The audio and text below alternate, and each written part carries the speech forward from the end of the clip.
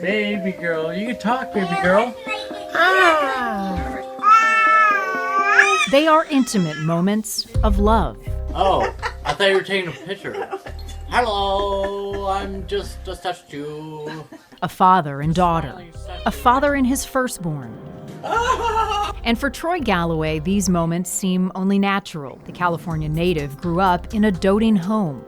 Even after his parents' divorce, there was support. His well-documented childhood says his mother, Nancy, was happy.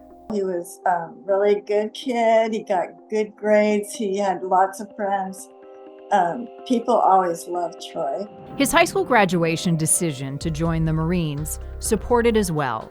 His father, Rich, a Marine in Vietnam. So I didn't know if it had anything to do with my background or it was just a choice that he made. And he really changed at that period. He became a man. Troy did well, nabbing a spot in the prestigious Marine Corps Honor Guard in Washington, D.C.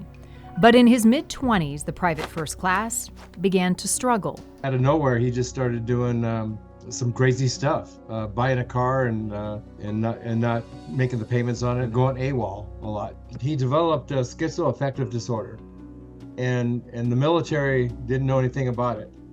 And it took a while to diagnose it. He got an honorable discharge. His family says Troy self-medicated and struggled with addiction, but was loving to his son, working hard to maintain a strong relationship when he married, had a daughter, and moved from Santa Cruz, California, to the more remote city of Sonora in the foothills of Yosemite. I even told him, I said, you're really blessed. You have these kids and you have a good wife and all that. And he said, I know, Mom, I know.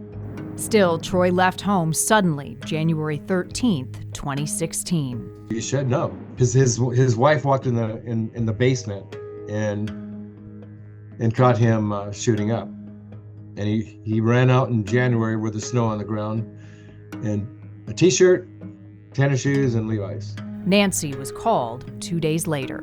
If I would have known the day he went missing, I would have driven up there 3 hours, just to look for him. Disappointed in the progress, Nancy helped start a Missing Persons Awareness Day.